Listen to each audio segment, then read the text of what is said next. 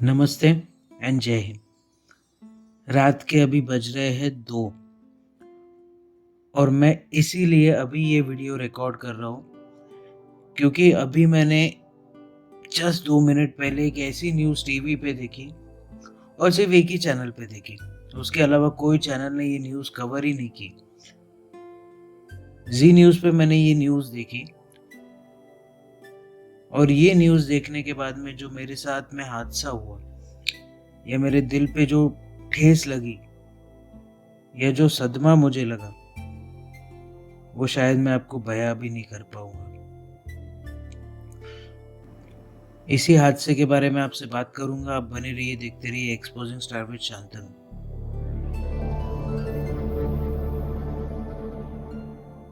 मैं ये रिकॉर्ड कर रहा हूँ बुधवार को रात के 2 बजे। एक हादसा होता है कानपुर देहात में सोमवार की सुबह।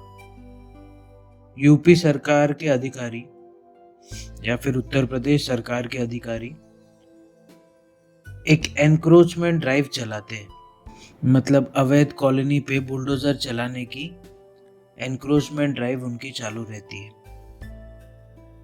उसी की बीच उनके सामने एक झोपड़ी आती है। वो झोपड़ी में 4 परिवार रहते थे, माता पिता, बेटा और एक बेटी।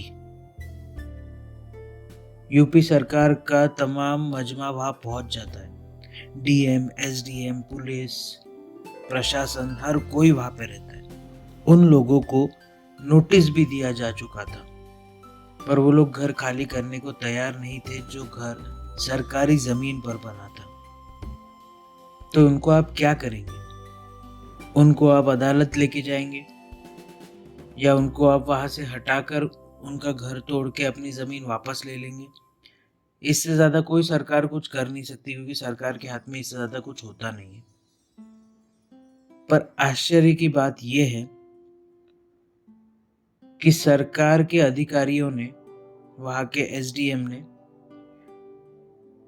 उस घर पे, जिस घर के अंदर में एक 45 साल की औरत और उसकी 20 साल की बच्ची उस घर में थी, उस घर पे बुलडोजर चढ़ा दिया और चढ़ाते ही उस घर में लग गई आग। दोनों माँ बेटियों को संभलने तक का मौका नहीं मिला और दोनों जिंदा ही जल गई।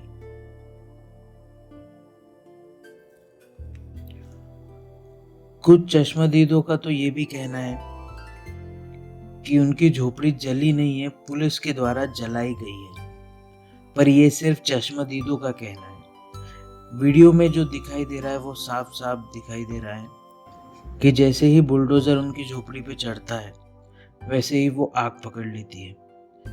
एसडीएम साहब को पता चलता है कि कुछ गलत हुआ है और एसडीएम साहब अपना काफिला लेके भाग जाते हैं। अपनी गाड़ी छोड़ देते हैं, सब चीजें छोड़ के वो भाग जाते हैं। पुलिस प्रशासन भी कुछ नहीं करता, वो भी भाग जाता है। लोकल पुलिस ने मामले को दबाने की कोशिश की थी। लोकल पुलिस का पहले कहना ये था कि दोनों ने अपने आप को आग लगा लिया, इसीलिए वो मारे गए, उनको बचाने की कोशिश की गई। पर उसके बाद लोकल पुलिस ने 13 लोगों के खिलाफ मर्डर की धाराएं दर्ज कर ली है। मडौली गांव के रूरा डिस्ट्रिक्ट में यह हादसा हुआ, पर पुलिस कुछ कर नहीं पाई। रेवेन्यू ऑफिशियल्स, हर कोई सब एनक्रोचमेंट के लिए वहां पे ग्राम समाज के सामने मौजूद थे, गवर्नमेंट लैंड लेने के लिए मौजूद थे। अब इनकी मौत का जिम्मेदार आप किसे ठहराएंगे? क्या आप इनकी मौत का जिम्मेदार सरकार को ठहराएंगे? क्या आप इनकी मौत का जिम्मेदार सरकारी कर्मचारियों को ठहराएंगे? क्या आप इनकी मौत का जिम्मेदार इनको खुद को ठहराएंगे कि अवैध तरीके से इन्होंने किसी जमीन पर कब्जा कर रखा था? चलिए मान लेते हैं कि इन्होंने किसी की जमीन पर, गवर्नमेंट की जमीन पर कब्जा कर रखा था। आप नोटिस देने के बाद अगर वो नहीं मान रहे तो आप कोर्ट जा सकते थे। पर किसी को जिंदा जला देने का अधिकार कोई भी सरकार को कभी भी नहीं दिया जा सकता। और जब भी मैं बीजेपी के अगेंस्ट या फिर किसी के भी अगेंस्ट जो गवर्नमेंट है उनके खिलाफ अगर मैं वीडियो बनाता हूँ तो इनकी ट्रोल आर्मी मेरे पीछे पड़ जाती है। मैंने हाल ही में रचित जी के ऊपर में एक वीडियो बनाया था, सब लोकतंत्र एक्सपोज्ड। उसके नीचे के कमेंट्स आप जरा जाके देखिएगा, इन लोगों ने मुझे कितना हैमर किया। उसमें किसी एक ने तो मुझे बुलडोजर की धमकी भी दी। पर आज सब लोकतंत्र रचित जी है कहाँ पे? क्यों उन्होंने इस टॉपिक पर वीडियो नहीं बनाया? क्यों भारद्वाज ब्रदर्स, AKTK, गर्वित भारद्वाज, अनुज भारद्वाज, कहाँ है ये लोग? क्यों इन लोगों ने इसके ऊपर में भी वीडियो नहीं बनाया? श्याम शर्मा कहाँ है? आज इस पे नहीं बोलेंगे वो? कहाँ है आकाश बैनर्जी? वो तो गवर्नमेंट को क्रिटिसाइज करने का एक मौका नहीं छोड़ते, तो क्यों इस पे बात नहीं कर रहे? कहाँ है ध्रुव राठी? वो तो विदेश में रहकर भी देश को अपने करीब रखते हैं ना, ऐसा एटलीस्ट जताते हैं वो, तो क्यों इस पे बात नहीं कर रहे? क्यों कोई भी बड़ा यूट्यूबर इस न्यूज को उछाल नहीं रहा है? और क्यों आज CM योगी, जो कि बुलडोजर की तालियां बटोरने में व्यस्त रहते थे, आज अगर उस बुलडोजर से कुछ गलती हुई है तो माफी मांगने के लिए ये नेता सामने क्यों नहीं आ रहे? मैं जानता हूं अगर कोई इनसेंसिटिव बंदा होगा ना तो वो इस वीडियो के नीचे भी मुझे गालियां देगा, और मैं तैयार हूं। मैंने ये चैनल इसीलिए बनाया था कि मेरे को गालियों से फर्क नहीं पड़ेगा, पर अगर मैं किसी एक बंदे को भी इंसाफ दिला पाया अपने चैनल से तो उसके लिए तो 100 दर्द भी माफ हो जाएगी मेरे।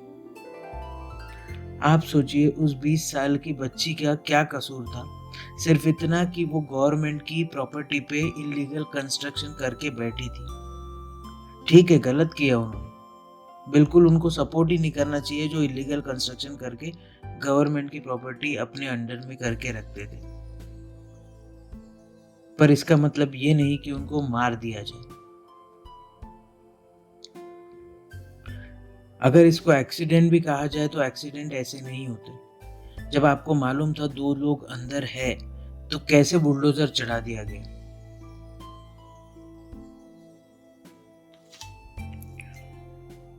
अगर आज हम सब लोग चुप रहे ना तो शायद बहुत देर हो जाएगी। कल कोई और लड़की होगी, कल कोई और घर होगा, कल कोई और ट्रोल आर्मी होगी, कल कोई और इसी तरह मारा जाएगा। इसीलिए आप सबसे रिक्वेस्ट है कि प्लीज मेरा साथ दीजिए और इन लोगों को इंसाफ दिलाना है, चाहे कुछ हो जाए, क्योंकि कोई भी बड़ा मीडिया चैनल इसको उठाना ही नहीं चाह रहा। मैंने सिर्फ जी न्यूज पे ये अभी न्यूज देखी है, बाकी सब लोगों ने अपना छोटा छोटा स्लॉट देके इस न्यूज को दबा दिया। एकमात्र जी न्यूज है जिसने DNM में पूरा कवरेज दिया है इसको, और वहीं से मुझे भी पता चला।